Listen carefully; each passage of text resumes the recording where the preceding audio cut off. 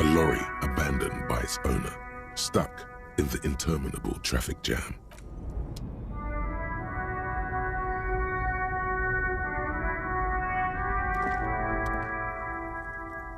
Alright, we've finished here.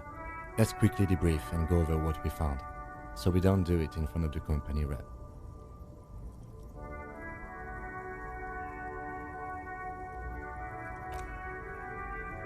Honestly, I'm quite worried by what we've seen so far. The evidence seems to point to a rather extensive and well-organized operation. I'm especially intrigued by that radio transmitter, particularly the sheer number of stations it can connect. Looks like this alleged drug trade casts a wide net. This means it's well-funded. Technology like that, a major player must be financing it. I'm not sure what the ULAN frequencies are all about, but they may hold some significance. Perhaps it's a better way to connect between fleets while avoiding frequency bleed, or maybe it's used to tap into RCM networks. Oh, and the maps we found. They reveal the geographical extent of the operation. Looks like they've used abandoned tunnels and access roads to stay hidden. This is useful info. We didn't find anything conclusive linking them to the smuggling operation. But somehow, I doubt that Everard Clare would be oblivious to something like this happening right under his nose. My suggestion is, we use it against the Union in any way we can, to our own ends. It's a slippery hill, but we just might be able to pin them down, indirectly, down the road. In short, this is a future angle, possibly a good one. As elegant as they are, I don't think they are relevant to the drug trade. Don't be fooled. Desire always plays a role.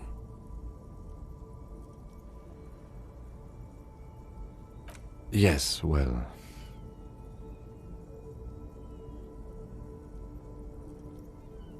We should return to the murder case, see what Joyce tells us about the lynching. When we are done for the day, I call my station and suggest our narcotics department look into it. There are more than enough grounds to start an official investigation, sometime later when we are done here. We do not want to get caught in that. The fact that one hasn't started already gives me pause, an investigation I mean. Especially if the Madrid grouping is involved, and I can't imagine they aren't. It's certainly worrisome.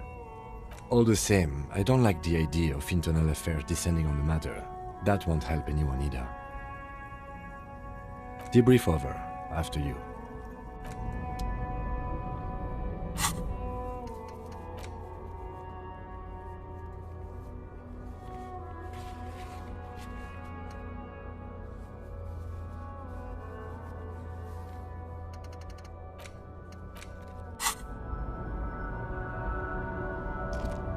A lorry abandoned by the smell of cigarettes and perfume welcomes you. There's something odd about the passenger seat. You close the rusty old lorry door.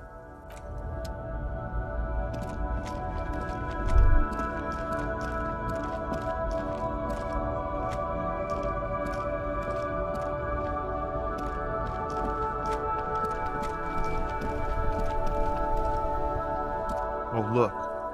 It's the cop who turned me into a bad person.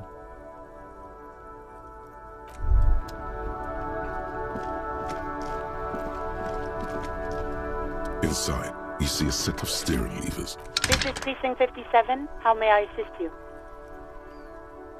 As always, it's DJ Mesh and Fellatio, and you're listening to Street Freaks FM, bringing you the hottest, the nastiest, the most vulgar. A flock of seagulls takes off nearby, startled by the roaring radio. Right away, the lieutenant reaches into the cabin and turns off the radio. He's not looking at you as he says, Someone must have been messing with the radio, or maybe picked up a random frequency. You wanted the prime line, right? Oh, is that what it was called? Go for it. Turn the radio back on while it's still on the Speed Freaks FM.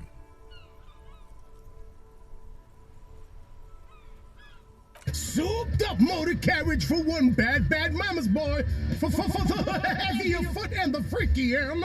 God damn it! Look, It helps me to stay alert on long nights, okay? It's a method. I'm not some kind of speed freak or...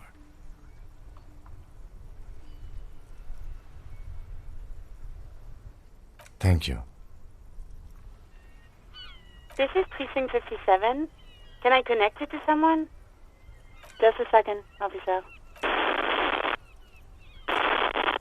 Sylvie Malaika on the line for you, officer. Yes, hello? Oh, great. What else do you need, detective? Well, you tried to jam it down the toilet, sir, clogging it completely. After I had unclogged the toilet and retrieved the paperwork, I threw it out in the trash, thinking you didn't need it. I am sorry about that. Anything else, detective?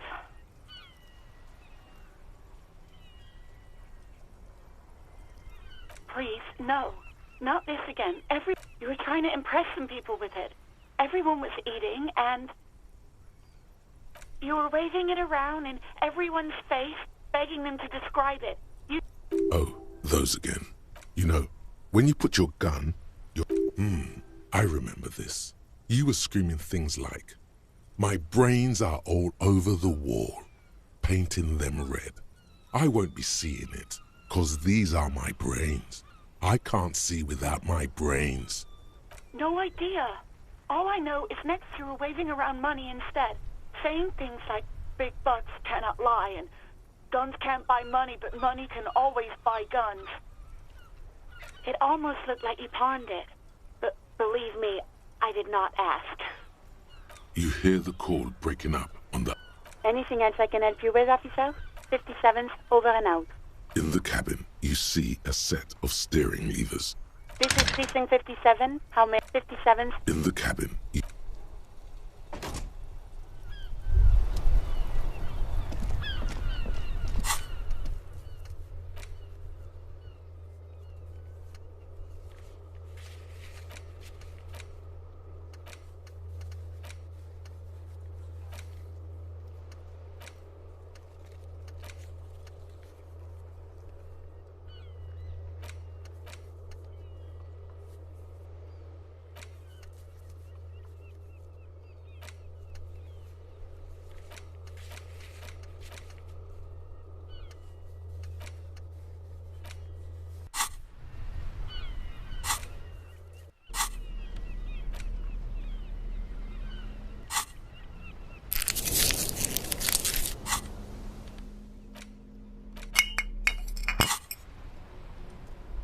Well, hello.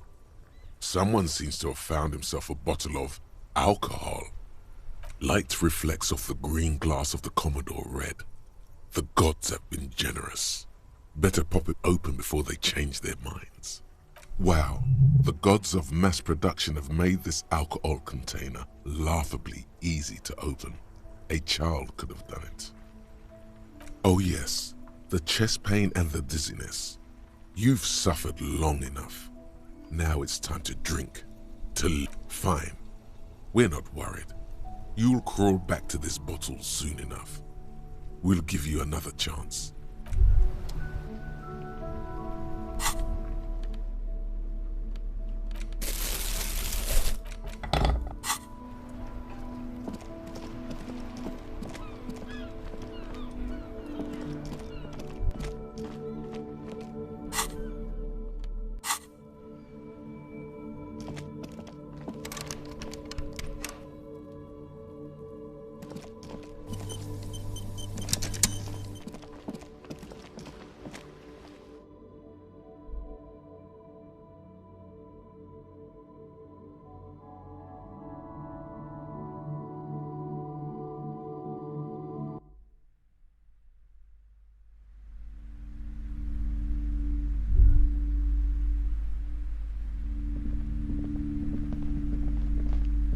Hi, Ace Detective.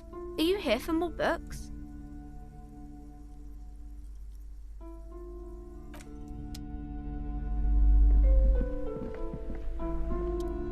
You're alive and well. Don't keep me waiting now. What's in there? In that dark sarcophagus? Oh. What about? Okay, but please, only a few questions.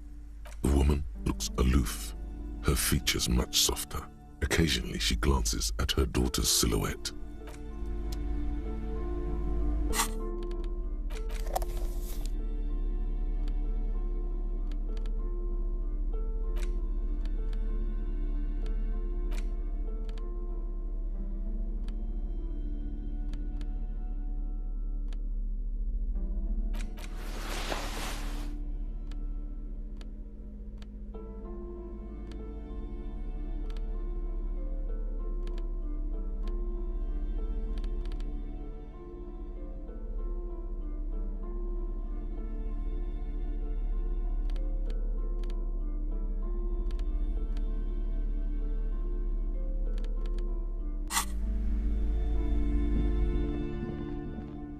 You see a set of tattered curtains blocking the way to another room.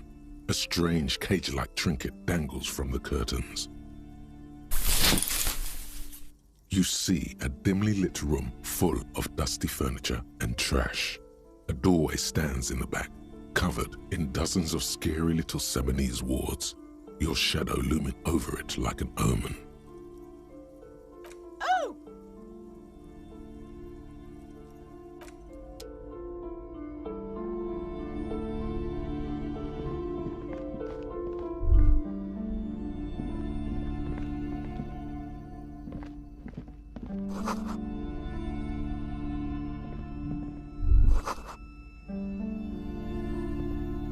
A heavy door with a missing handle stands before you, covered in dozens, if not hundreds, of Seminese trinkets and charms. It appears to be locked. Only an echo. No one is there. A hollowed-out, dark echo. After exerting some force, you manage to turn the key. It's eerily silent. The door slides slightly open, letting a draft of cold air into the room.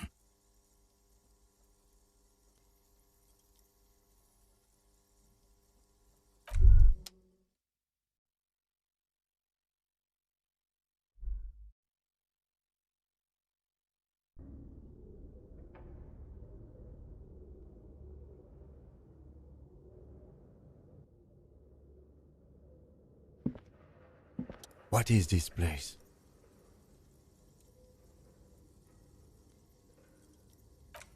Yes, but no one's been here in ages. I doubt the electricity still works. Good thing we have a flashlight on us. Some specks of dust shimmer in a faint beam of daylight falling from the window. Other than that, the room is dark. An eerie feeling rises in your chest. Yes, because it's closed. No need to look for supernatural explanations where a banal one will do. Now let's move on, shall we?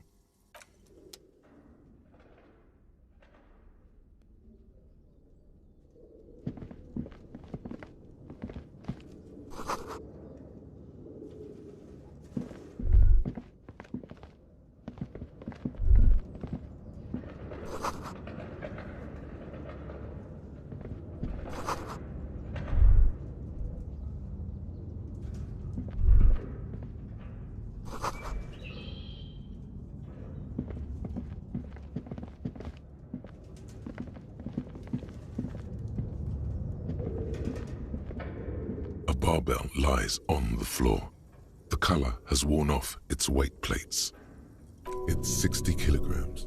Your triceps hum at the sight of these weights. Show the world what kind of beast it's dealing with. Lift them. There are no collars on the barbell. This is a safety hazard.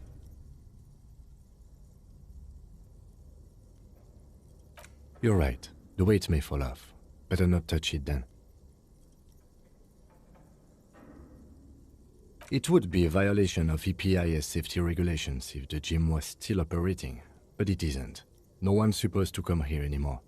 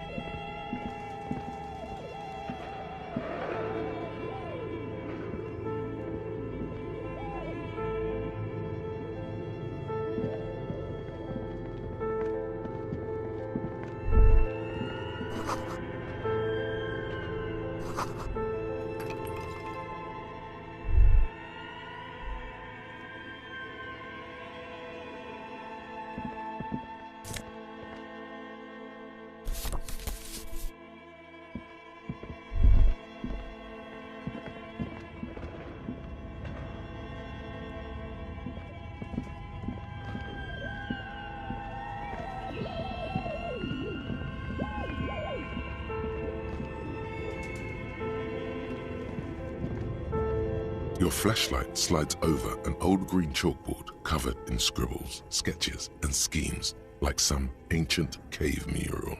Some of the writing has faded with age, but you can still make out sections here and there. The photo collage depicts barren, icy landscapes wrapped in perpetual night. You see permafrost and glacial landforms, dead trees grown in under the snow. Entire oceans have been frozen from shore to shore. There are pictures of settlements on dried-up riverbeds, abandoned in a storm. Animal corpses in the dark, carcasses and bones. You see primitive oil rigs built into glaciers, boreal dvorg, yurts under the snow, great mammoth-like beasts of burden. Albeit dark and cold, this vision also feels cozy in its own way, like eggnog or morphine. A much-needed respite from our own world. A pinned postcard reads, "The heat death scenario, a desperate fight for geothermal energy engulfs the world as Wirral becomes untethered from its sun, drifting through the universe." This is a monthly calendar from the year 50. Cryptic words like sprint, daily minimi, and GPI span the marker-drawn grid, the grand scheme of production and money. It looks a bit like an academic calendar, only much more brutal. Minimi stands for a mini-meeting. It's part of a bigger framework for managing work called RUN. Station 41 tried to implement it a few years ago. As time goes on, the numbers in the boxes grow rarer and rarer. The board becomes an empty snowfield in the final days. Only failure and regret dwell in this region. Looks like they didn't make it. A note in the bottom left corner of the chalkboard says, "See the prod schedule filament for details." These lithe, pointy-eared creatures appear to be different types of welkins. You make out autumnal candle welkins casting wax-based magic.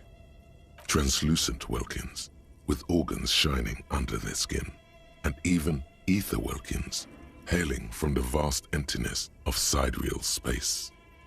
You should adopt one of those welkins as your persona. No longer a mere man, but a welkin. One of the welkins towering among the rest, appears to be different, however. It's Vara Hamira, a high Welkin, his face white and scarred like cracked marble. This is clearly a Welkin supremacist. The note says, all non-Welkin races will be purged. The Haldor, the Twarg, the humans, and even headless men, all of them, purged. Imagine a world filled only with Welkin, Green Welkin, Dread Welkin, and the High Welkin to rule them all. An inordinate amount of time has gone into drawing these little Welkin creatures.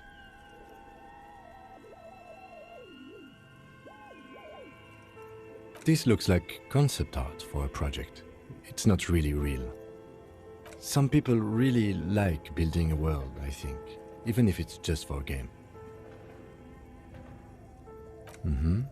Political commentary. That one has a great beard too. Just look at those details. So much effort.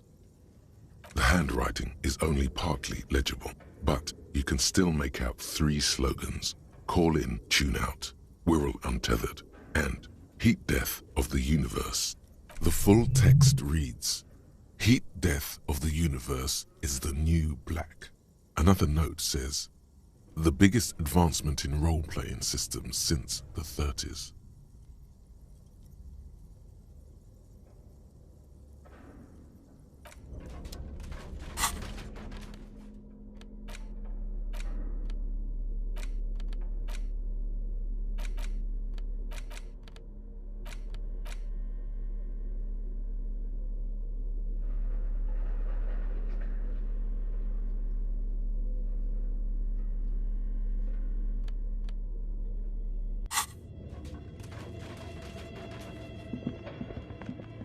This old fireplace is covered in lines drawn in blue and red marker, the mesh spreading over the stone like blood vessels on alabaster skin.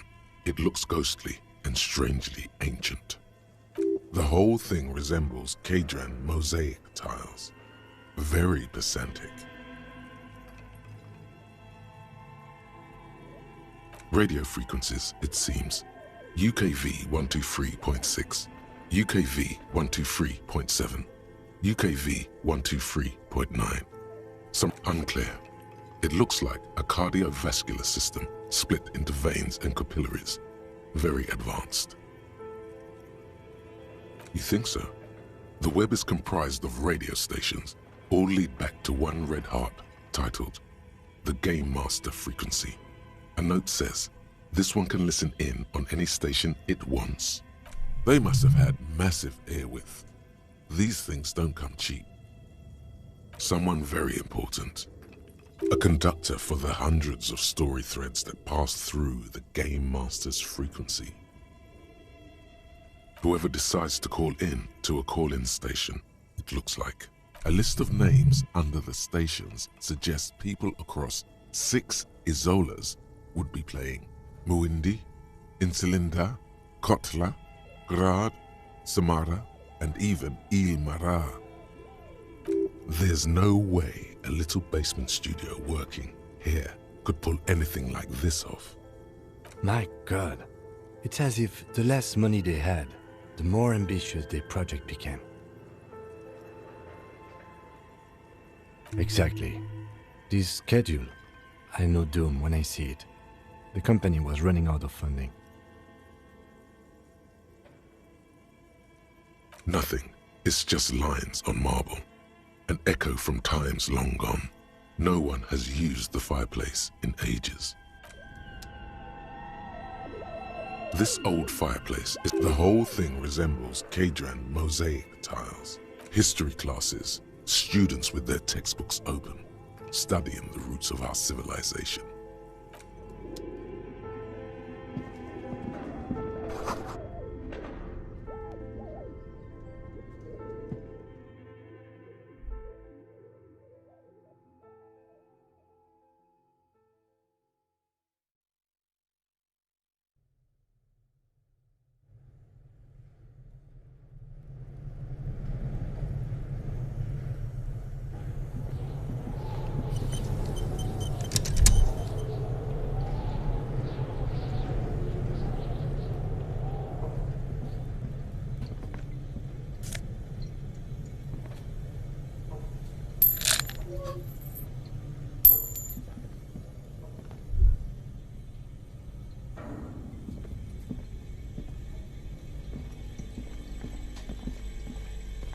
see a terrifying ice bear with a strange compartment in its belly. The door is covered in frost and the bear's eyes are glowing red. The bear looks oddly realistic. Is it taxidermy? The lieutenant doesn't answer. His eyes are glued to the animal. A sharp slice of light shines out from its mysterious belly door. A gust of freezing cold air rushes to greet you. You hear a low grumble as the bear regulates itself. This is the inside of a refrigerator. The lieutenant takes a peek inside. His hand has found the holster of his gun. The shelves are empty. All you see are crumpled ice cream wrappers with the brand name, Revachol Ice City. A handwritten note has been attached to the door. The fridge is huge. You pocket the note and the little fridge magnets keeping it on the door. A friendly cartoon bear smiles back at you from a glossy cellophane wrapper. It looks nothing like the fridge. The paper still smells of vanilla and chocolate. Good question. It looks like an ice cream fridge. I know. What an unfortunate marketing choice. What is even worse, the bear is still costing them money to this day. The fridge buzzes with energy. The electricity bill on this thing must be catastrophic.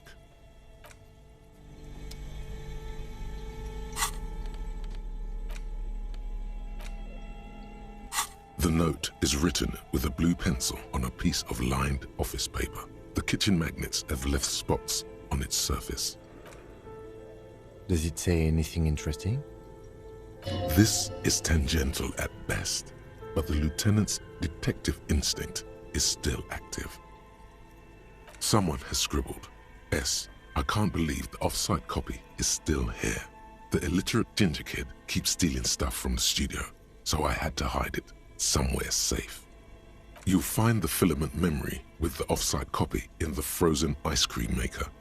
Please take it home, ASAP. It's important. I'd do it myself if I lived in a civilized place with a freezer. Take care, Sully Soif. It belongs inside a radio computer, storing its memory. It's like a tape. You listen to disco tapes, right? It's like one of your disco tapes, only for a computer. It's like the production schedule you found, only this one's an off-site copy. Someone who owns a radio computer? My guess is as good as yours, officer. Which is to say, not very good. Really? You don't have a single guess? Oh, I'm sure that child would love to get his hands on a filament memory. Even if he doesn't know what to do with it, he'd probably try to pawn it for speed, based on our encounter. I don't know. I assume it's somewhere close to the ice bear fridge.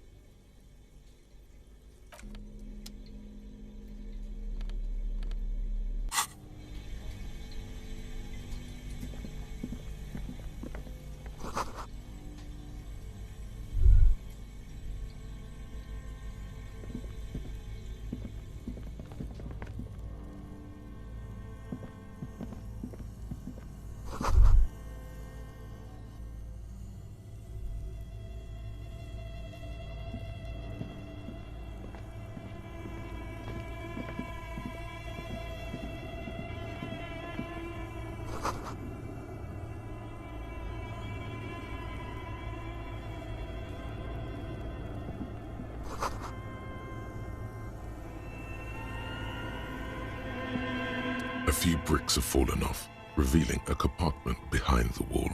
It's too dark to see in. Seems like an old bunker from the revolutionary period. Look at all those rifles. Must be an old weapons cache. There is, yes.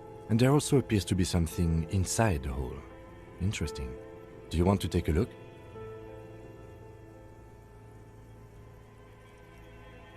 Your hand reaches deep into darkness and spiderwebs.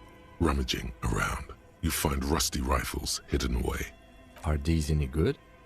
Most of them are rusty and inoperable, like the rest. but one catches your eye. A bolt-action model with a fine wood stock in better... That's a rare sight. Seems to no longer be functional, but still a beautiful thing in its own way. It means there are firearms, albeit inoperable, still lying around in Martinez. It's an interesting coincidence, I would say. Might come in useful in the future.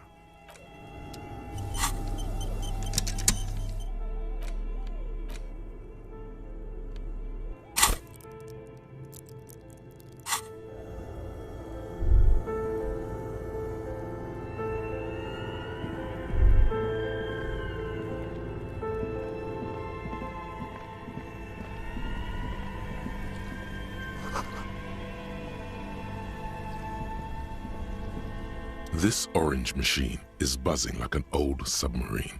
It has a hand-cranked ice cream churner on top and an electric freezer that appears to be frozen shut. You slip your fingers under the frozen lid, but the ice is too cold for you to get a good grip. A pry bar would come in handy here.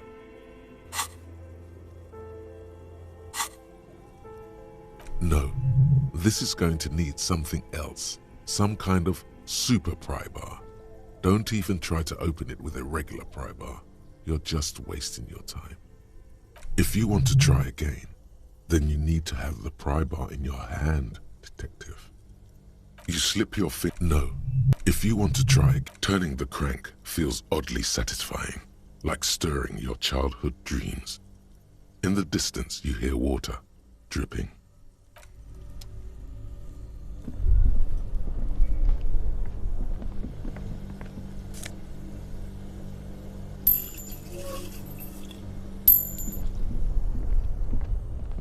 Two cables are plugged into the breaker box. The red one leads to the ice bear fridge and the black one to the ice cream maker nearby. Something close to you dies with a soft electric purr. Why did you do that?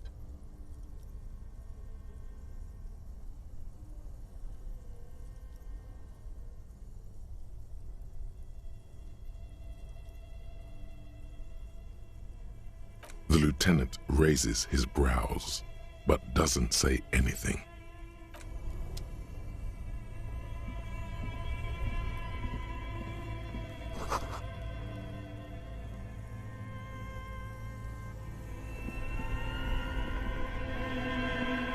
This orange machine, you slip your fingers under the frozen lid, but the ice is too cold for you to get a good grip. A pry bar would come in handy here.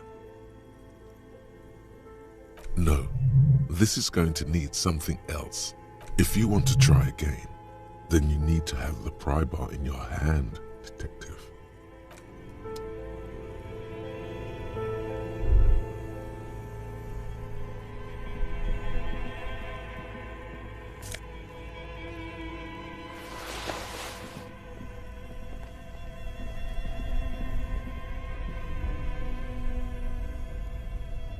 Yes?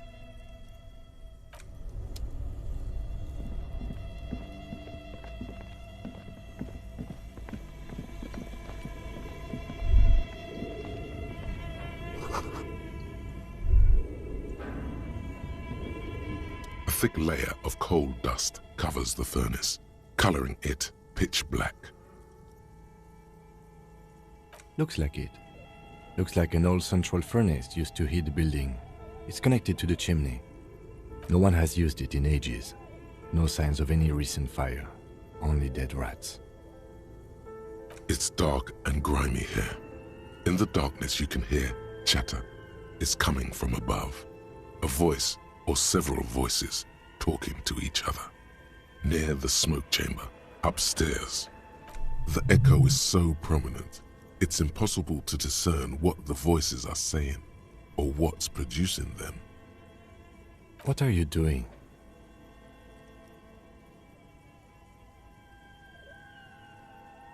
Wait, really? We should investigate, see if someone's upstairs.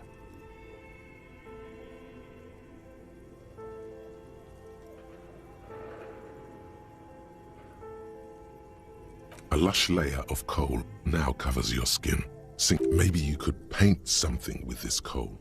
Leave a cave painting for future archaeologists. No, that would be stupid.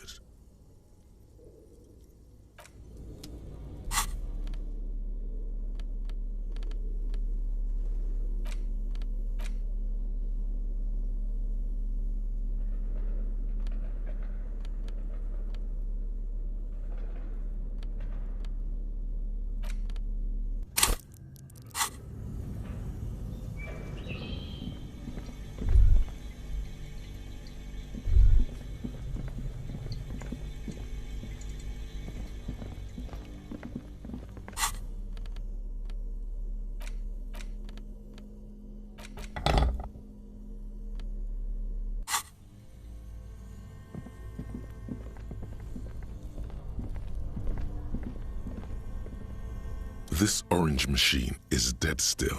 It has a hand-cranked ice cream churner and an electric freezer. The ice around it slowly melting.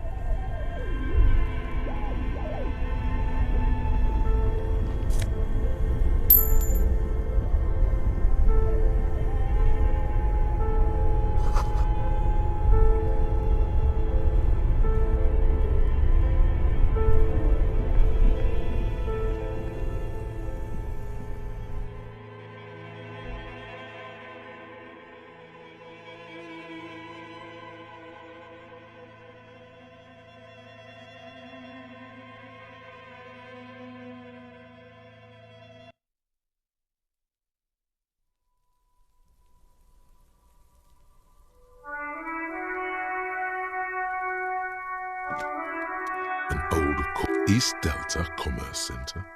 This must be the name of the doomed commercial area.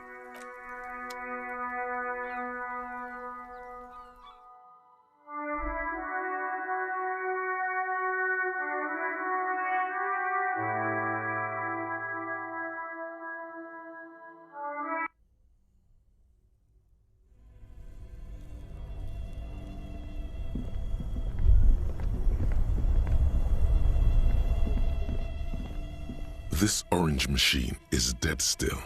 You slip your fingers No. This is... If you want to try again, then you need to have the pry bar.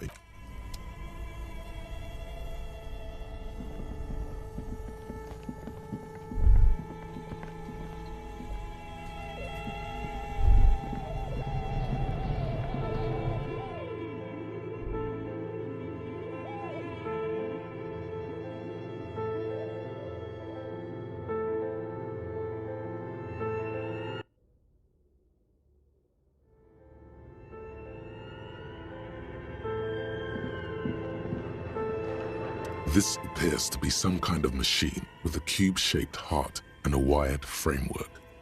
The keyboard has a rectangular on-off button.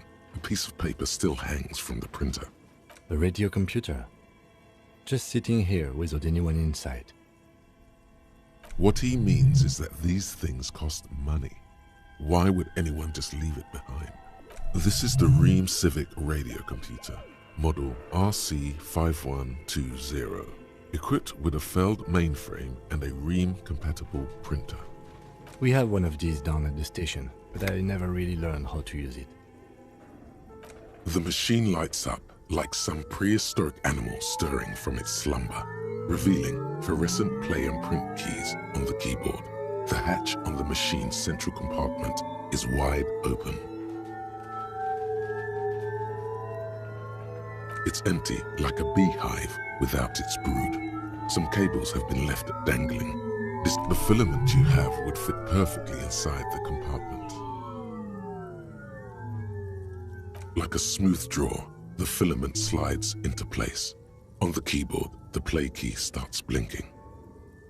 A bar of fabric right above the keyboard starts producing a soft hum. The sound of static seeps through the machine's planar magnetic driver.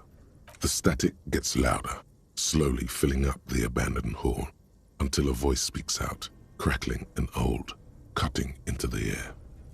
Good afternoon. Fortress accident en rue de Saint-Ghislaine. This is East Insulindian Repeater Station 1. Please repeat. Is this the production schedule?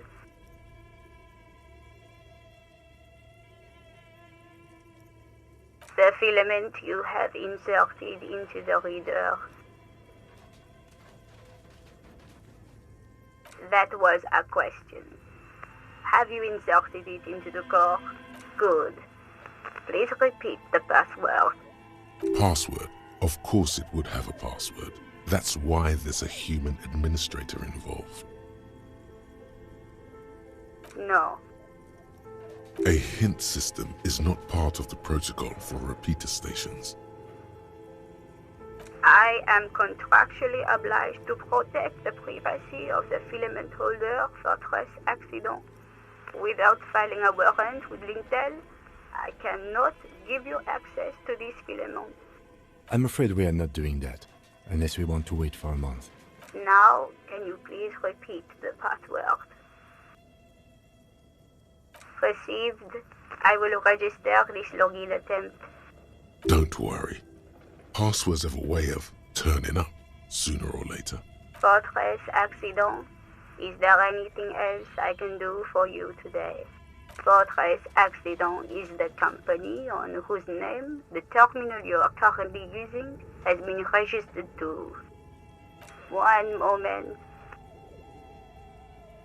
Fortress Accident SCA produces revolutionary interactive call-in radio games. That's what the catalog says. That's not bad.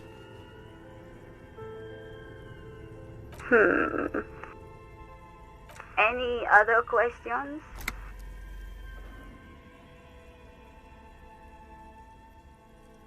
Yes, I am alive. I am 74 years old and my name is Yvonne. She repeats passwords. Programming people are all paranoid.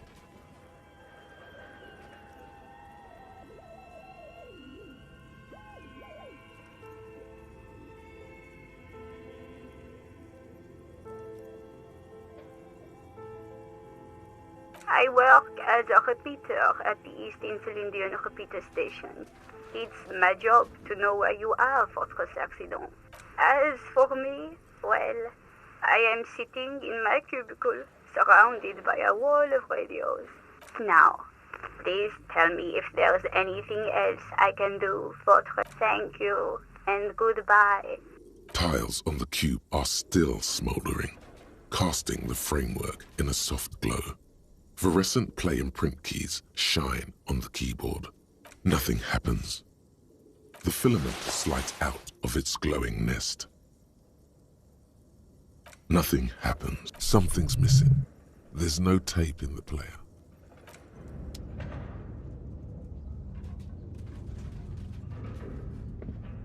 Okay. What do you think is going on with that computer, chalkboard, and fireplace?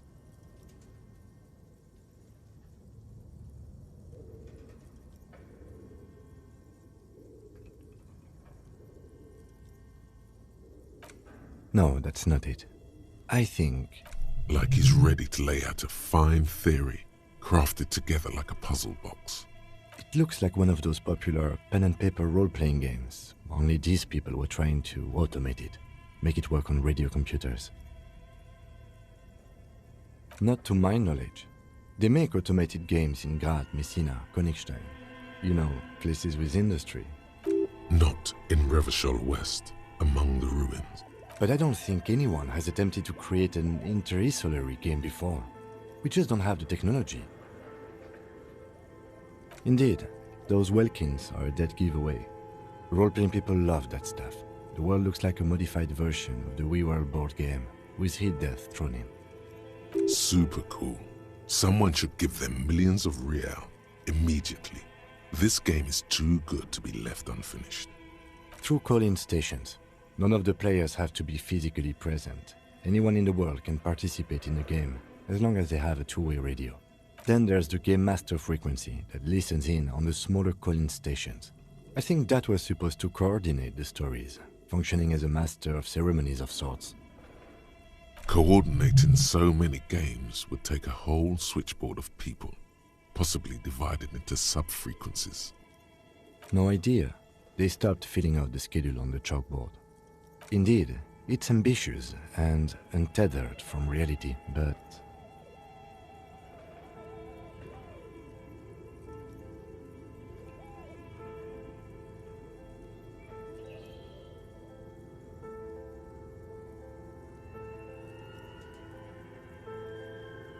Yes, especially in here.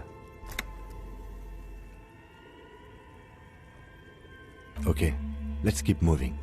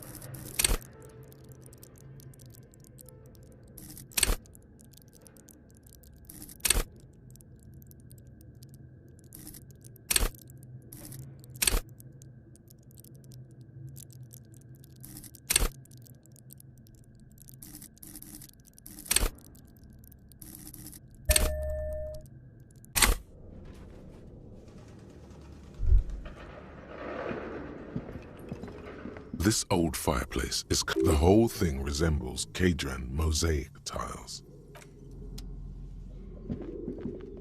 Your flashlight slides over an old green chalkboard. Some of the writing has faded with age, but...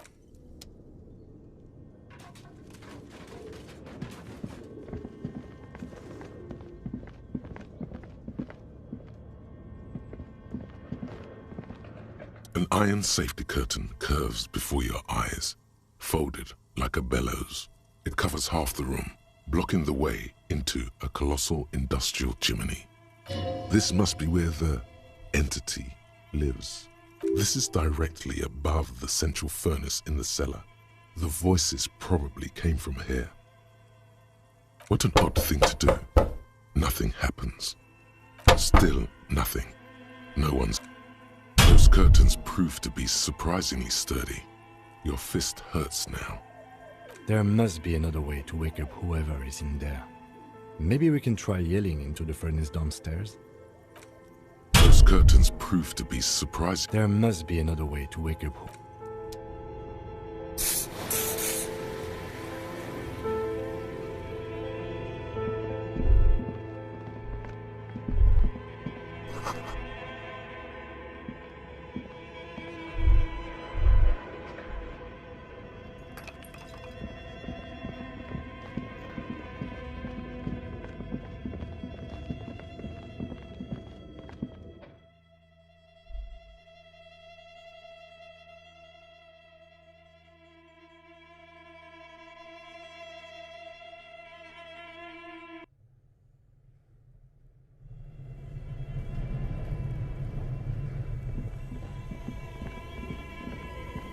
A thick layer of coal dust covers the furnace, coloring it pitch black. You muster all your strength and yell. Your dehydrated, hungover throat can produce little more than a dry croak. A lifetime of smoking and drinking will do that to you. The chatter from the chimney continues on as before. You seem to have made no impression on whatever's up there. Then again, maybe it's worth actually trying something up there. Maybe you should let your voice rest, officer.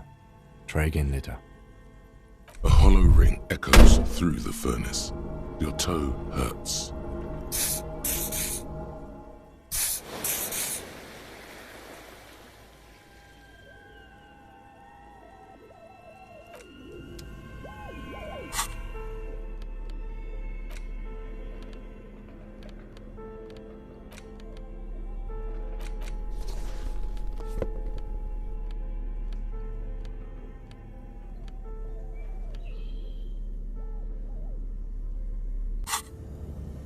thick layer of coal dust covers the furnace. Another pathetic yelp sounds off into the vast darkness of the chimney. You're a little embarrassed you produced it.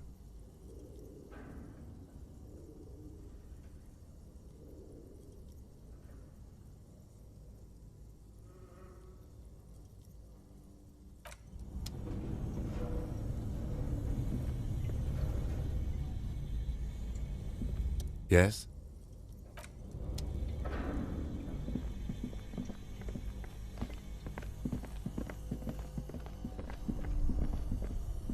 This orange machine is...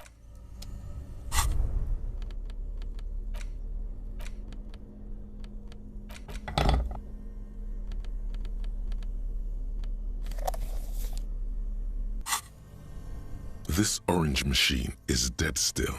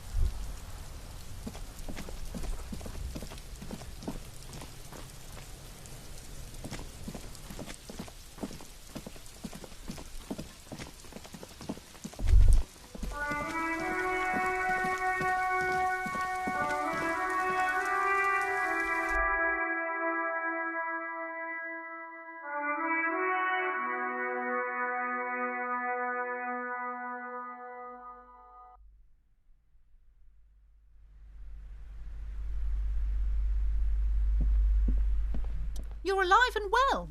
Don't keep me waiting now. What's it? Yes, yes. How was it? Tell her how ghastly it was. You know it's what she wants to hear.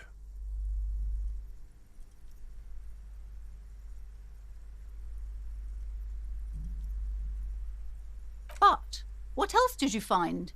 Did anything survive? No, of course not. Have you located the entity? You don't have anything of substance to tell her until you found that entity of hers.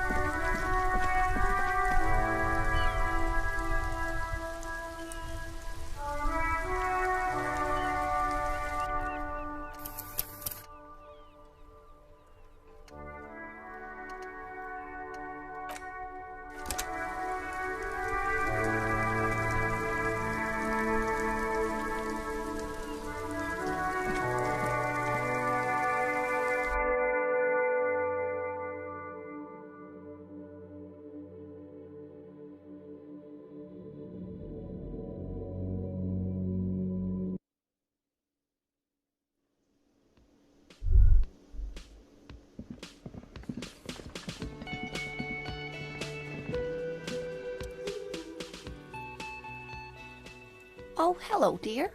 There you are again.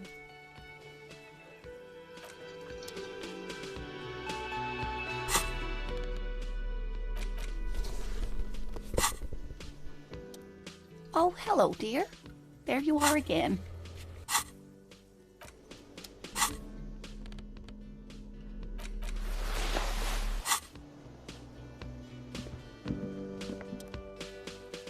Can I help you? Got the 20 real? Then why are you waiting?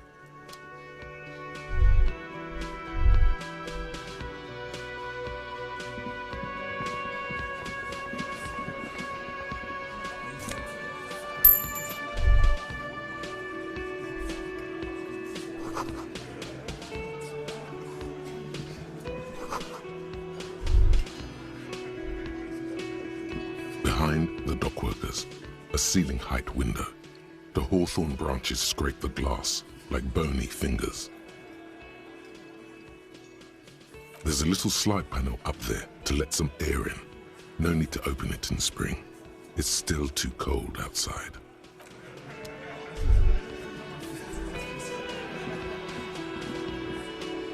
I've got nothing to say to you. Why are you wasting your time?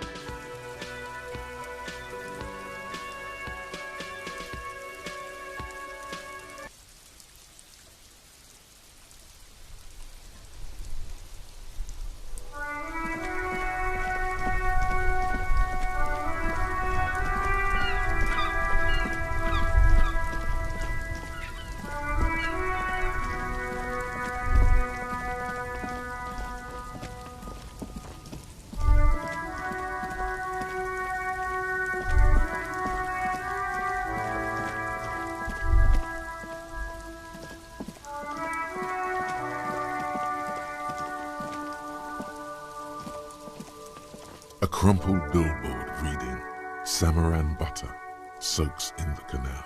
Two ugly lines mar the bright countenance of the blonde boy depicted. The sign billboard has fallen on the waterlock, keeping it open, and thus out of order. Judging by the size of the impact and the parallel lines of burnt rubber, the cause was probably a motor vehicle.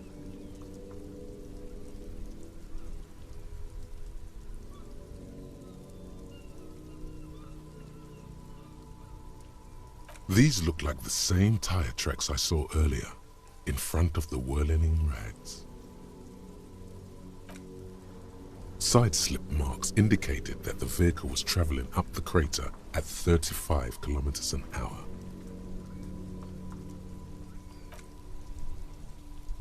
The black marks on the roof indicate that the vehicle vaulted from the crater to the roof of the shack.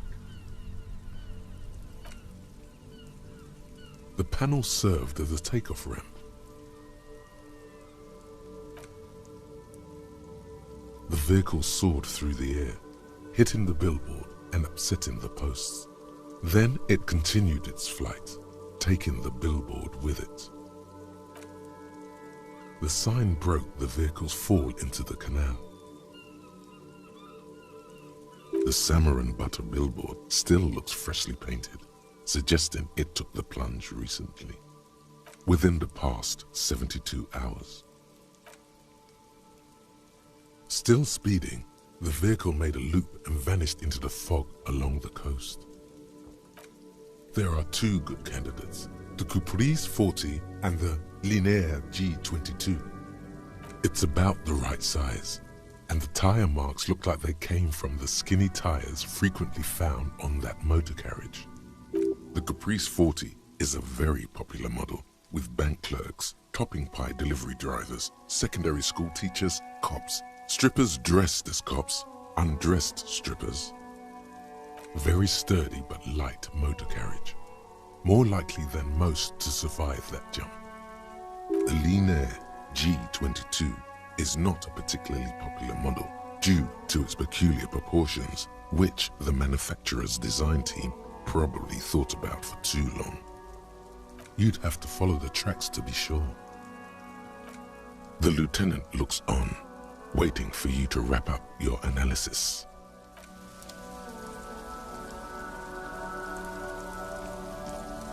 Any theories about what happened here?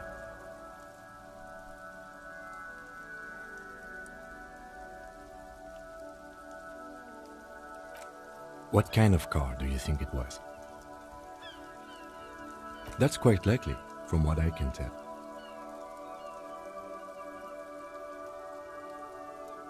Oh.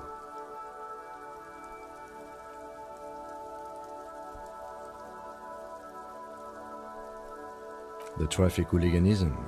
I hope not. Fortunately, we are not traffic cops. Should we get back to the murder? Somewhere in the depths of your alcohol-addled soul, you find a few threads that you can weave into a story. The tip-top tourney champion?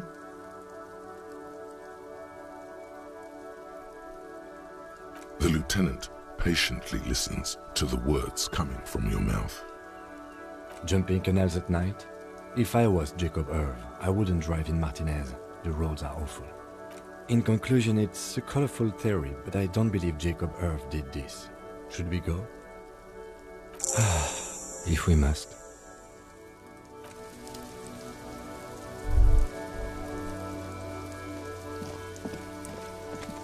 A rusting control panel with this panel usually closes the water lock. Pull the lever all the way up until the metal clicks against the contact pins. Nothing happens. A spring brings the lever back to its original position. Wasn't there a sign over there saying fun?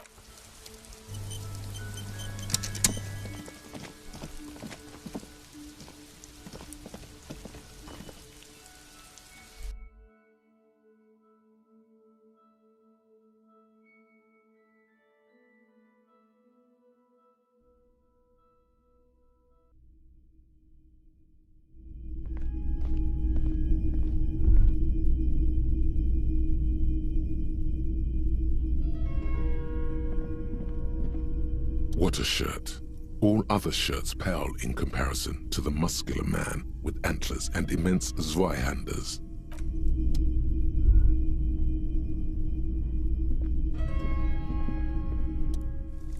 Hello, hello.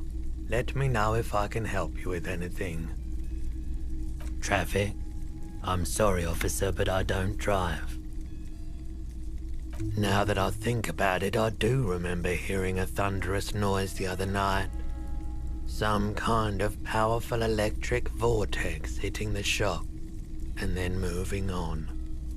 That sure narrows down our list of suspects. Yeah, it was pretty wild. I didn't really know what to make of it, but... Traffic? I just don't like it very much. Now that I think of... That sure narrows down our list of suspects. He shakes his head, slowly.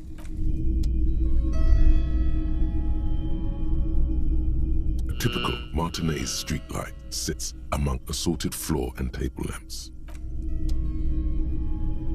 The boomboxes wait on the shelves, and your boombox, that gold and amber Harman Waushi.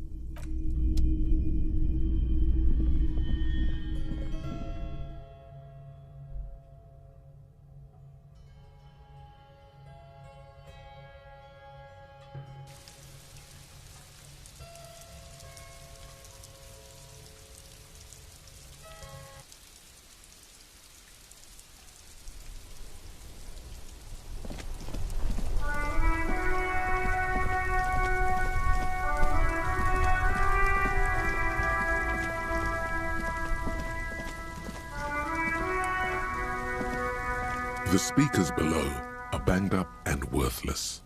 You should go over and ask him about paying for those sneakers with your net worth.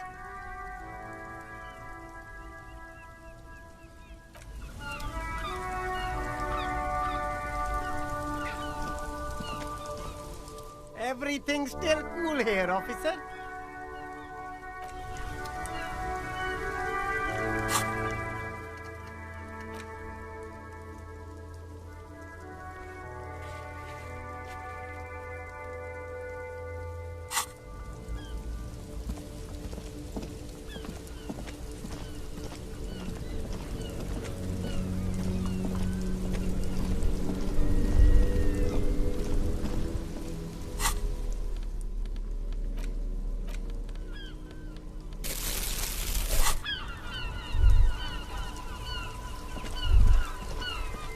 The worn and beaten wooden planks of the bench do not look overly comforting.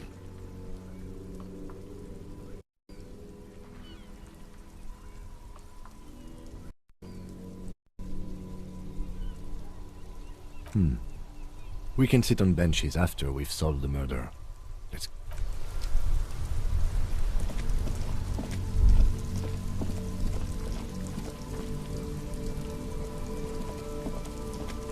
The dented yellow mailbox greets you.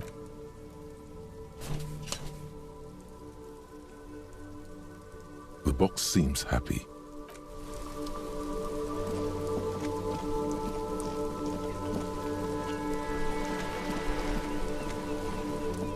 Vigilance officer, what can this old carabiner do for you?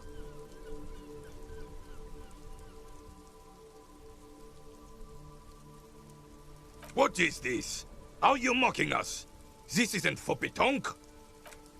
Now, no need to get angry again, René. I'm sure the officer tried his best. It's not like there's a bull kiosk here in Martinez. The best, huh?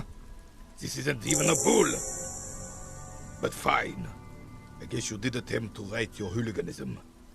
Consider it forgiven. It's a Bell McGrave, 4.46 caliber, breech loading, Revachol made. Good weapon, accurate and reliable. His moves are quick and precise as he first checks the weapon, then aims it at the sea. This man knows firearms intimately. This one's inoperable. The bolt spring is missing and the mechanism is jammed shut. Still a beauty. Where did you find her? I understand. Unfortunately, I don't know what else to tell you. These BMs are an antique. No one uses them anymore. The ammunition is impossible to find.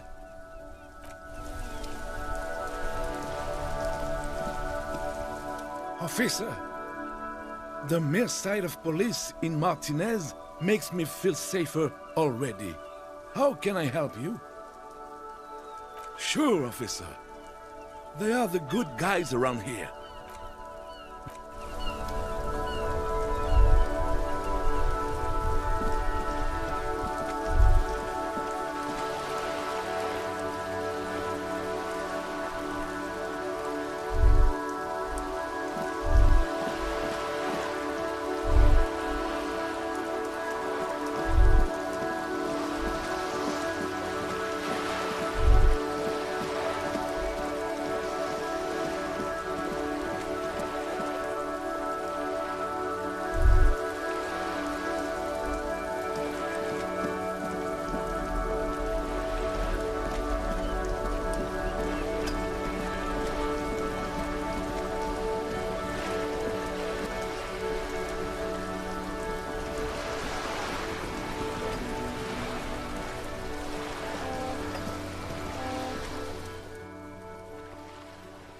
You're back. Good. Yes, my eyes on the harbour have sent word to that effect. What have you discovered?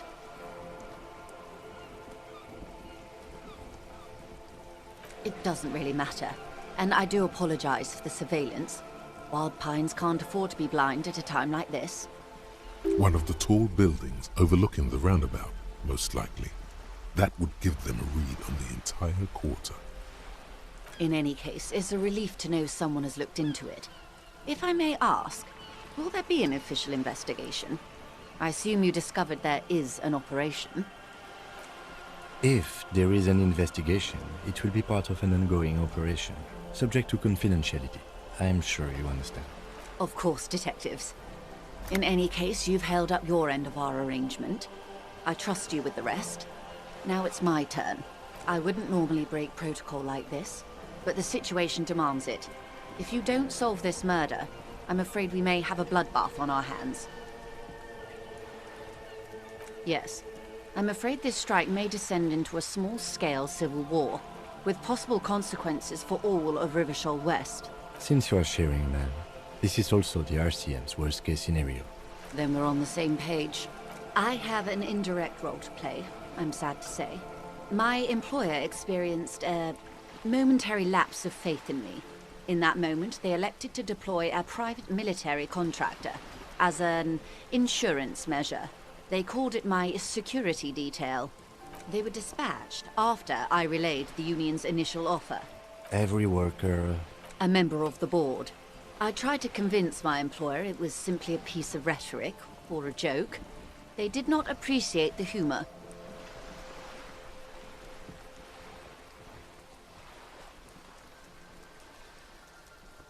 Absolutely not. These mercenaries are muscle, pure and simple. They are meant to intimidate the Union into surrendering. Who are they, exactly? Crenell, an Oranese military company. As far as I know, 3 arrived in Martinez. They report to me sporadically, but they do not answer to me. To be frank, our relationship is deteriorating. They wear ceramic armor, have semi-automatic weapons, and years of combat experience. They also have trauma and stressor disorder, and no idea how to conduct themselves in an urban civilian environment. So, what happened? The story is, one of them, the colonel, I don't know his real name, sexually assaulted a local woman while he was drunk and separated from his unit. This allowed some of the more militant Union members to subdue him. He was taken out behind the whirling in rags and lynched last Sunday night. Nothing. Mr. Clare refuses to let me into the harbour. I have not been able to discuss this matter with anyone there. The remaining 2 Crenell contractors carry out their orders, for now. It's a smokescreen. In secret, they are conducting an independent military tribunal into the lynching. Once this investigation is concluded, executions will follow. What is the nature of this so-called investigation? Whether to execute one, some, or all of the Union militants. It is very far from disco. My only hope is that you provide a single, concrete suspect before the mercenaries indiscriminately pick theirs. Simply put, if you don't pin this on someone good and do it fast, they will identify and execute everyone present at the lynching. This in turn will force the Union to respond. The débardeurs have over 2,000 men. It will be 1,000 to 1. Have you ever seen a hornet invade a beehive, Lieutenant? It's not pretty. The Serai's giant hornet, the world's 2nd largest insect, can kill 40 honeybees a minute, while a group of 30 can decimate an entire hive of 20,000 bees in less than 4 hours. These men work in tandem using semi- and fully automatic firearms. Their armor is virtually impenetrable to muzzle-loaded weapons, even yours. Most Union workers don't have guns at all. The muzzle loaders need to be reloaded after every 1 or 2 shots. The automatics every 1 or 2 minutes. As I said, a bloodbath.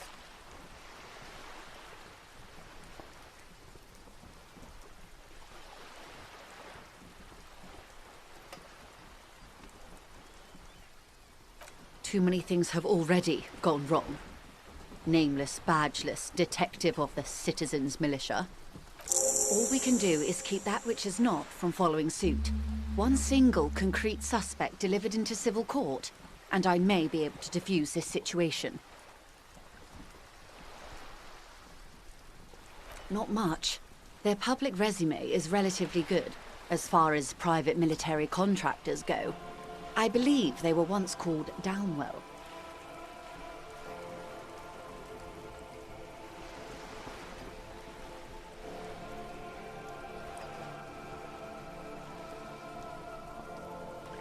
They boast a long list of clients: Saint-Baptiste, Welchman-Lorenz, Eendracht. A warning sign, however. The operations concerned all take place in third or fourth world countries. Guarding facilities, escort missions and such. Meaning they're used to operating in war zones. Yes.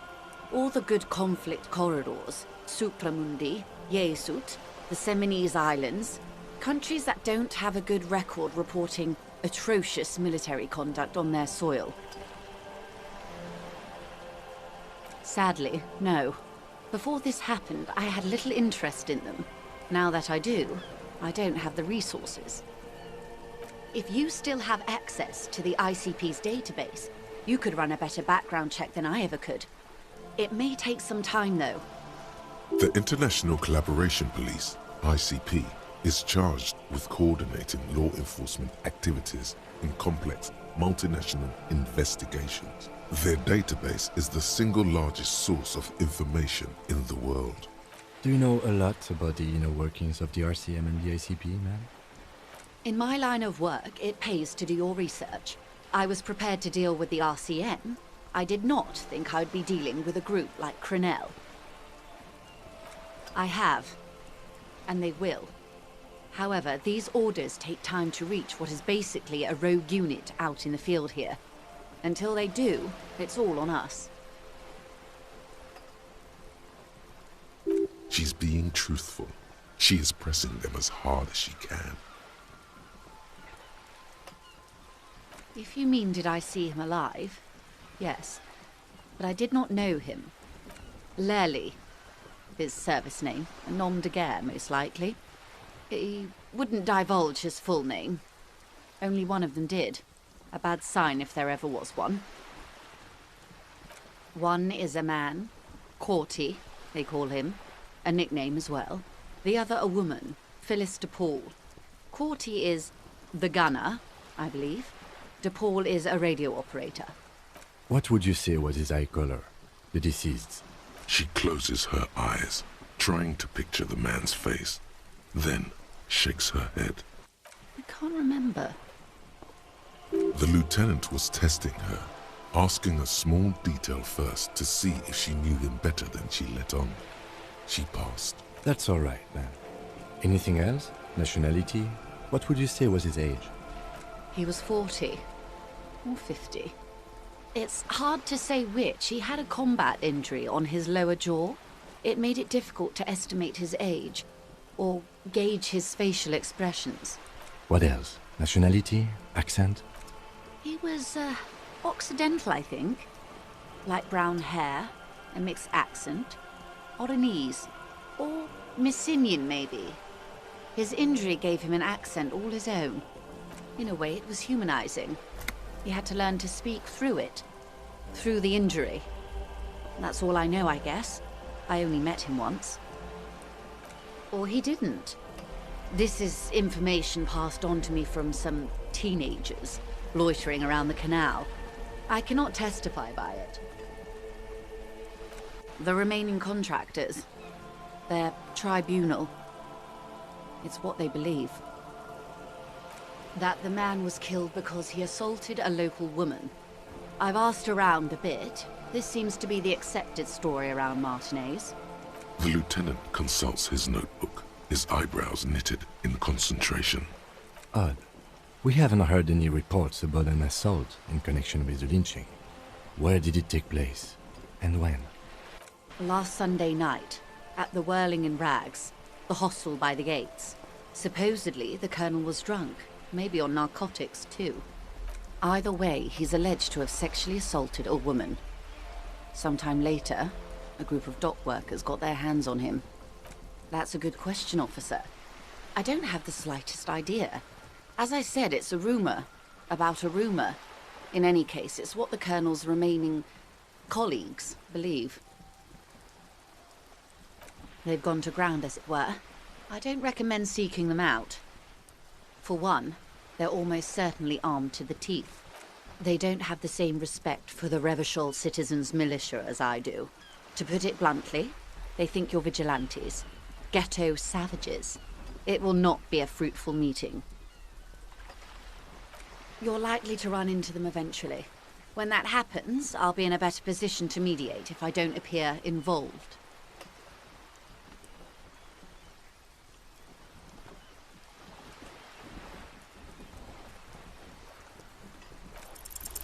One is obviously the scab leader at the harbour gates.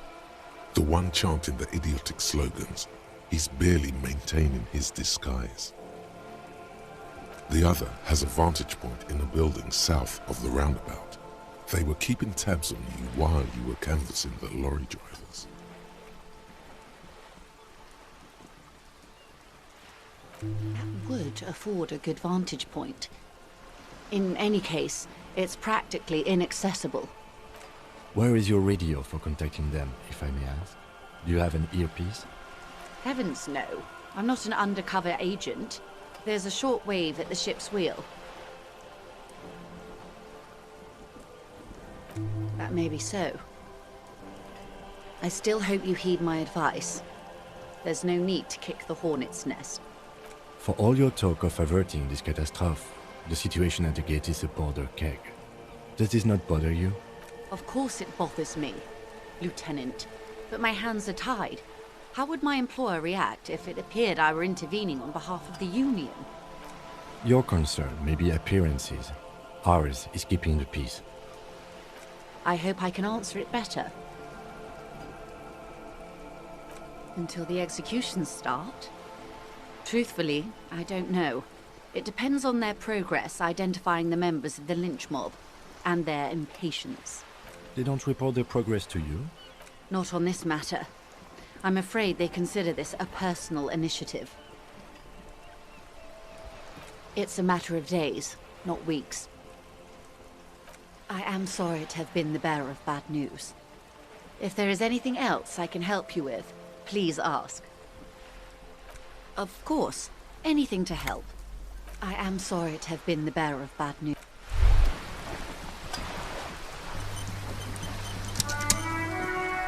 As you turn, a bright light catches your eye, making you squint. From a distant sunset, a stage light, flash photography, nowhere in particular. It's just what superstar law officers do. They squint at lights, and they solve shit. What are you, deaf? They're perfect, like rockstar politician and drug addict teacher. Embrace the superstardom you've worked so hard to establish. Yeah, you have. You're a big dick cop, Dick Mullen, Salam Rocky Baye, badass on-the-edge disco cop. Time to recede into a ludicrous fantasy world. Here we go. Camera, lights. Yeah, you know, beneath it is just heartbreak, a pulmonary tract infection, atherosclerotic disease. This is where you say action and reconceptualize all that. This is the beginning of your legend. With a sudden flash, the world freezes around you, and you along with it. In an iconic monochrome solution, a black silhouette against a rasterized orange world. It's on.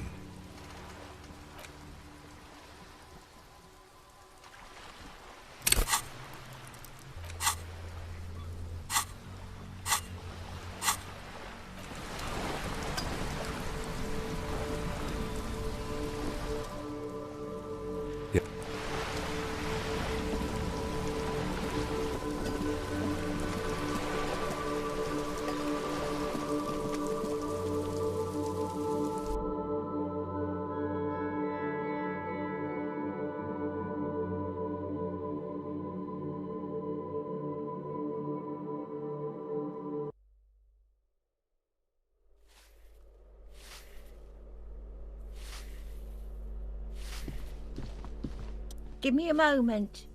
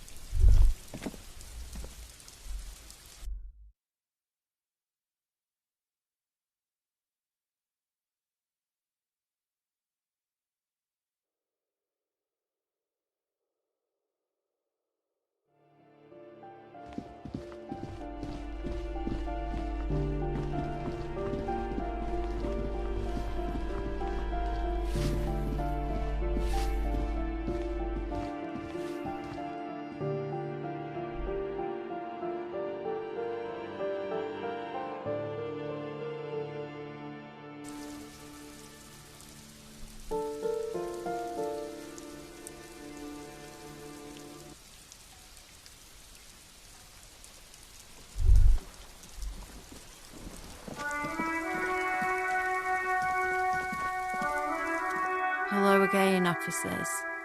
Ooh. Not only have you found my address, you've discovered my biggest secret. I'm a coal miner. She does have eyes that seem to be smeared with coal.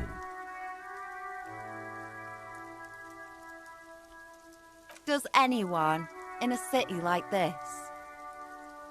Yes, I keep hoping a shaft will collapse on me, but somehow it never happens. It doesn't have to do anything at all. Nothing does. Like me. Right now, I'm doing nothing at all. The inspiration will come to her once hell is set loose on the streets. It's too calm right now. Shoot, Piggy.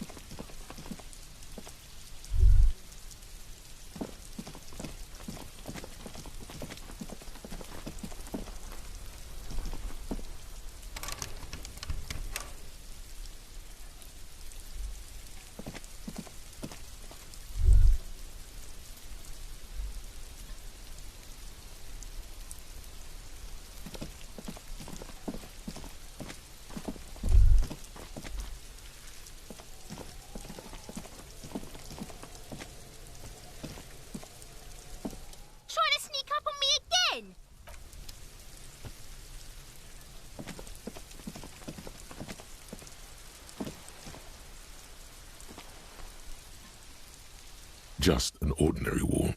Nothing to see here.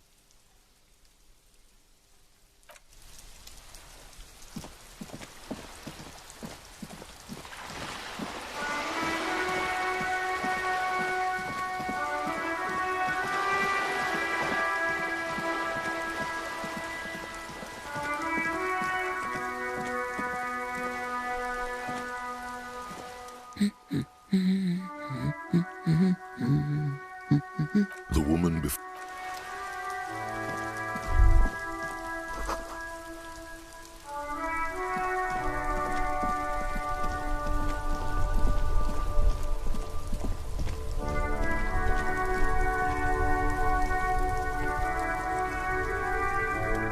Oh, look. It's the cop who turned me into a bad person.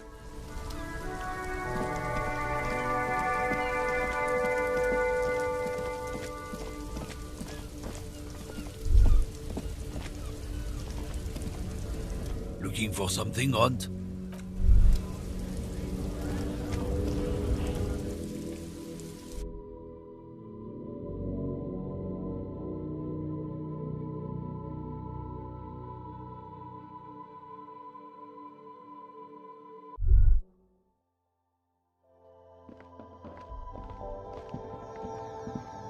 The tear machine stands in the corner. A sign says your bottles clunk into the...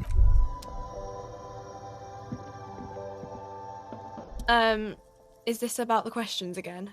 'Cause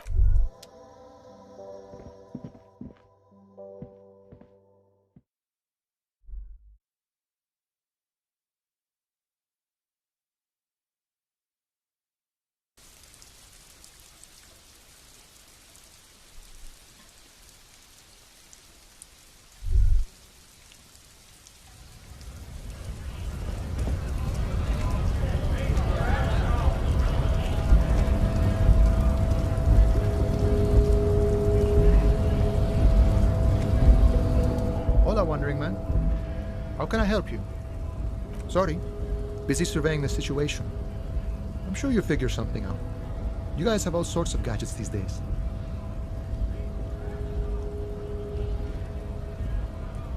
Wiretapping, telescopic batons, futuristic circuit bending to infiltrate harbor machinery. Maybe you could even knock that Kurvitz crane over using some remote controls.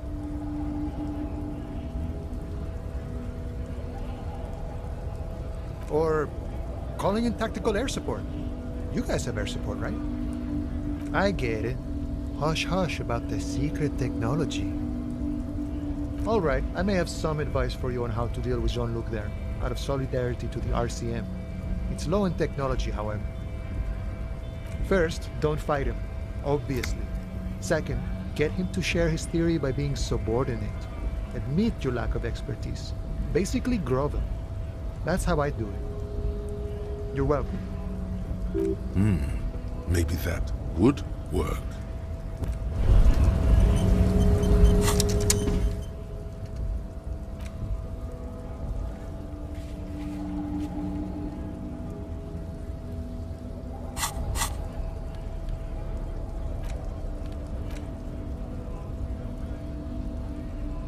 In your hands, you hold 16 Days of Coldest April by Yekaterina Dahl. The cover image shows a row of concrete apartments above which span a black and white rainbow.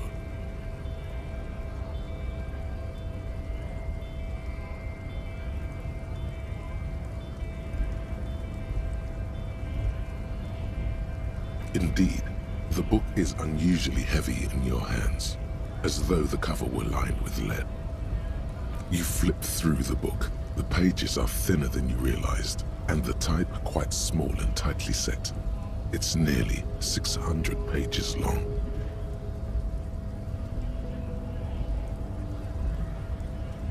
Real art is dense and difficult.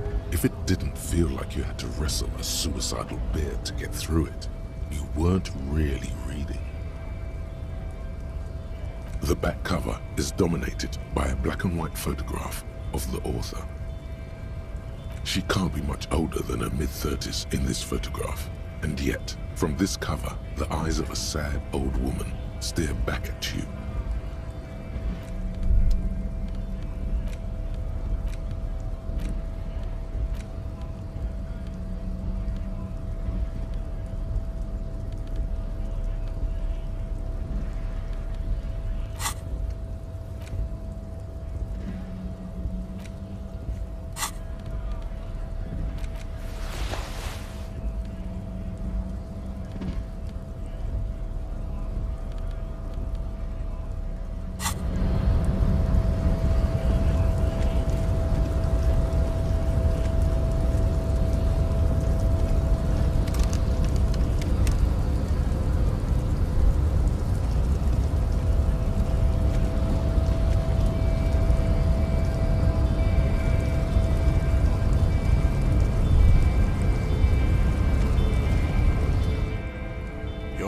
Descent has only worsened since I last saw you.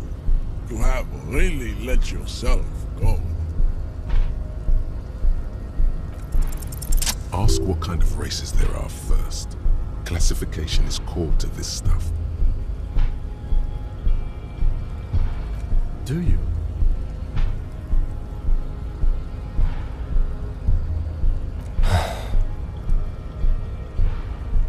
You are obviously a liberal, Sayolite. A polyculturalist. I can see it from your love of microtechnology and your sartorial choices. Do not deny your friend the truth you have denied yourself. There are 3 categories of race. Type A, the heroic races. Type B, the servile races. And the vile CF race cauldron of pederasty. Which one do you need education on? Those are the Simonese, the Areopagite, and the Occidentals, excluding the Mao, of course. The Mao are riddled with eczema to the point where they find it impossible to smile. They are all lactose intolerant, a common result of inbreeding.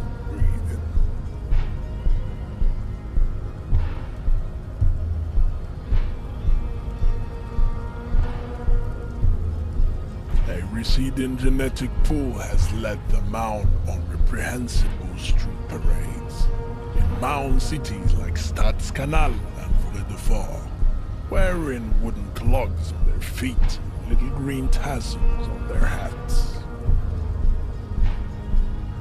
You know them by the names of their nation states. The Oranese, the Gotwaldians, and the Königsteiners. My people simply call them Mao. Mahun is a derogative term for First World people of Gotwaldian descent. They do not all have eczema. Also, people of Katla, like the Suru and the Uhu, are much more lactose intolerant.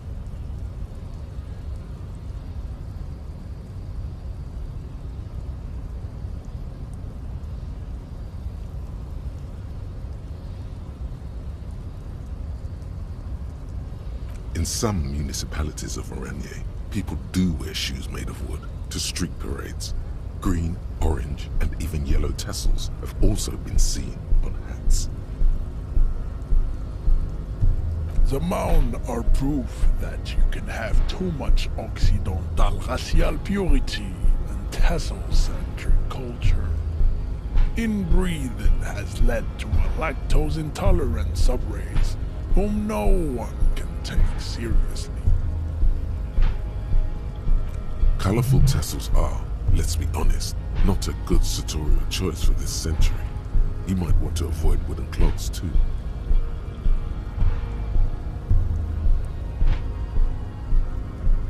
Vespertines and Messenians of Vesper and Messina, the ancient Meteorans of Meteo by the golden Pisantic Sea, the Suren of Sur-la-Clé, and even the North Königsteiners, all have type A race propensities. The other large Mondial civilization, the Mesk, are too yellow and oleaginous to count as a heroic race. True, they are violent and expansionist, but they have a glandular problem. Overproduction of sebum. Sebum is leaking into their brains, making them listen to El Mariachi music and eat toxic minced meat-based food, which in turn only produces more sebum. As proven by the Mao and the Mesk, Occidental type A is in retrograde. The Simonese and the Areopagite are on the ascent. The indigenous people of this, the Insulindian archipelago, the Simonese inhabit the southern islands. I am Simonese from the stock of Ulleruir on Ile de Fantôme. The Areopagites are the master race of the Ile Maran deserts, the Simonese are descendants of the Areopagites. We came here during a heroic migration from Ile Marat to Ansuland, thousands of years before the lactose-intolerant Marne-Reten Occidentals discovered this place. The Areopagites are sleek, long-headed. The Simonese are powerful, mesomorphic. The former is an immutable progenitor, unchanged since the Super Isola of Pericarnassus. Ancient brains rest in their slender skulls. The latter is perfected and adapting. Together they form the Simeno-Areopagite or Simeopagite superrace. That is all. There are no more Type A races in the world. Type B are the unheroic races, amorphous non-competitors of the great race. The Khoikos and the Vacholiers, they are mud-colored people. The Khoikos of Grad, Yugo, Zhimsk, Shest et al. Are what you would call white, officer, in a suspect description.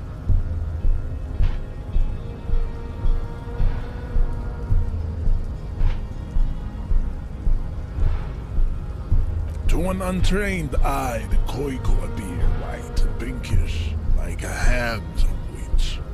But look into their eyes and you will see. They are of an indistinct muddy color, and so is their skin. Unhealthy, sweaty, and ashen.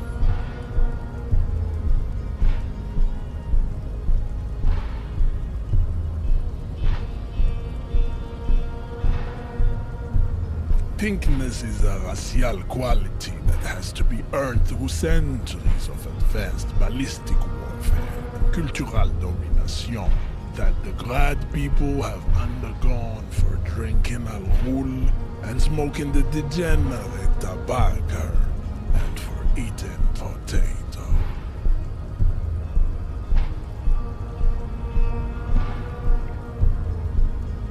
The Khoiko, the countless micronationalities of Grad, are all inexplicably obsessed with potat.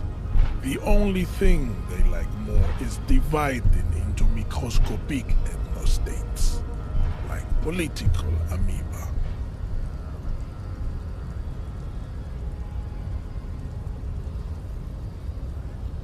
Wouldn't he be one for ethnostates? They are microscopic.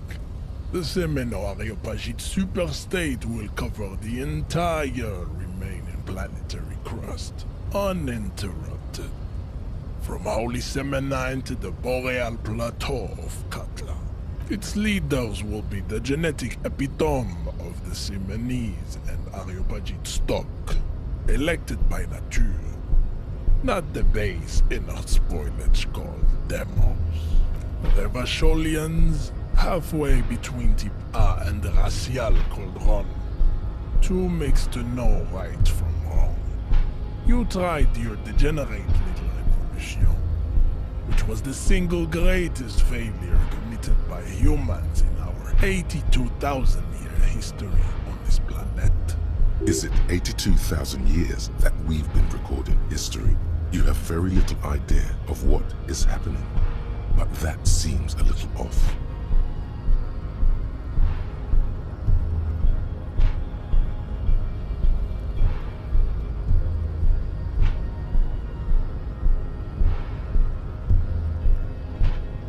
The revolution came to Ravachol from Grad, in Zaraz-ridden potato carts. It is literally an illness, a prion disease that leaves the parietal frontal lobe ridden with holes. A soft, sponge-like mass of dementia, hallucination, and paranoia. The revolution is fatal familial insomnia. A hereditary prion condition passed from the Khoiko to the Occidentals. But not sexually. probably through trade routes and potate acid, the prime component of the potato plant.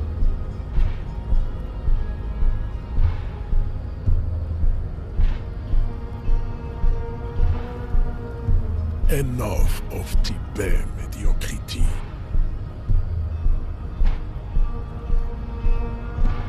Tips CF are a museum of failed chimeric experiments and tragic maladaptations. They are tortured creatures waiting to be put to sleep. Your morbid interest in them worries me.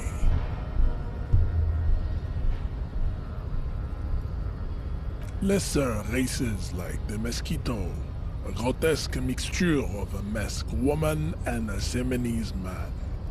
Only possible if the mother is masked and the father Semenese. The other way around, they fail to produce offspring. The mosquito is born sterile, like a donkey. All they have left is to ride customized motor carriages with hydraulic suspension, listening to aggressive El Mariachi music to vent their impotent despair.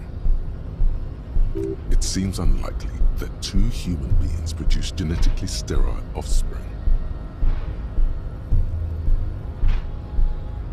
Then there is the Simino Koiki Chimera. Are you sure you wish to know of the Simino Koiki Chimera? It is not an aesthetic site. The Koiko, as you know, are very servile, especially when they meet the rich man. Racial scientists have toyed with the idea of crossing the Semenese with the Koiko to produce a super worker of Semenese strength and great servility. This will never happen. The Semenese and the Koiko may have similar interbreeding problems as the mosquito. We will never know precisely. No Semenese man could maintain an erection in the suffocating potato stench of a Koiko woman or Koika. But enough. It is cruel to entertain ourselves with the deformities of type CF. Were there any able-bodied races you needed education on? You understand nothing. To solve the great race enigma, you have to first ask yourself, what is the race enigma? You have not even worded the mystery, let alone solved it. You need to internalize what you have heard here today, then return to me. This clarity does not come instantly. I cannot possibly imagine what else we have to discuss, Tibere Vacholian.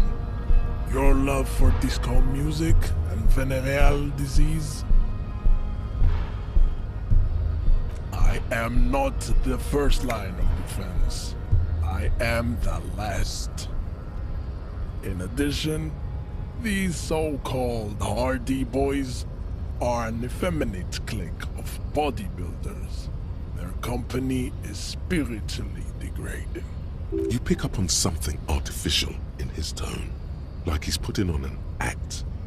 This is unlike him. He is usually more himself. Fine. They have recently fallen under the influence of a possibly sexually perverted female vagrant and a narcotics peddler. It's shameful. Find out for yourself, endomorphic blob. Interesting.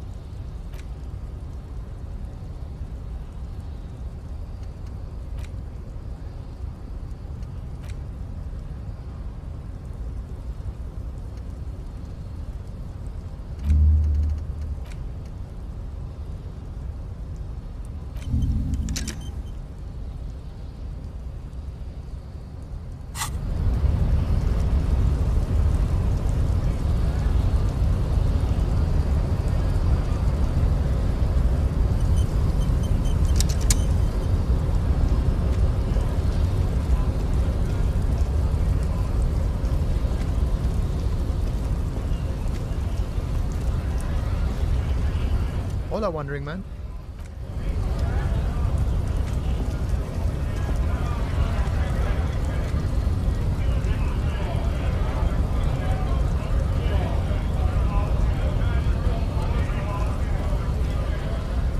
Right to work! Right to work! Shame on you!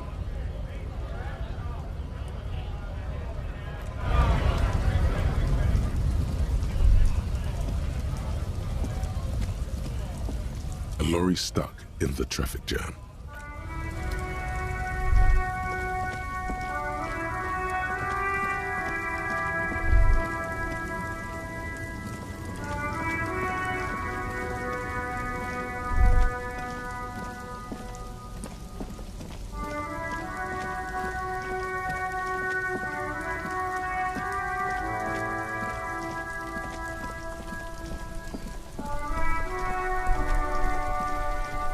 Inside, we see a set of steering levers, a radio microphone.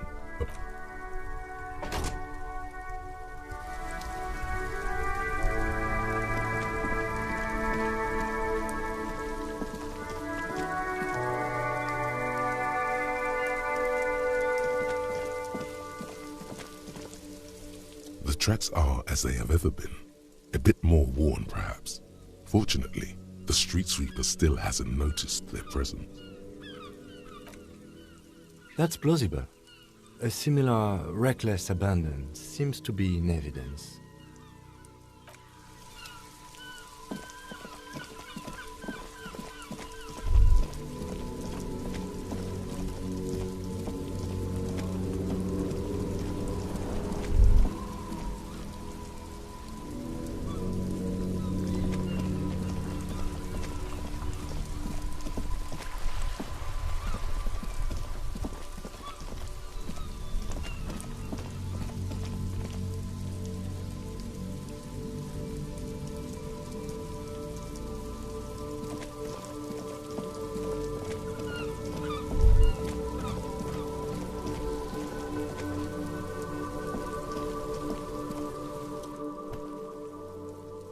Kuno care?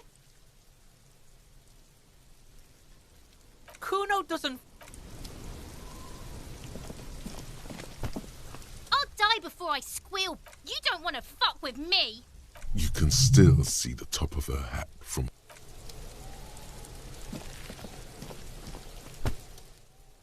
There he still is. Look.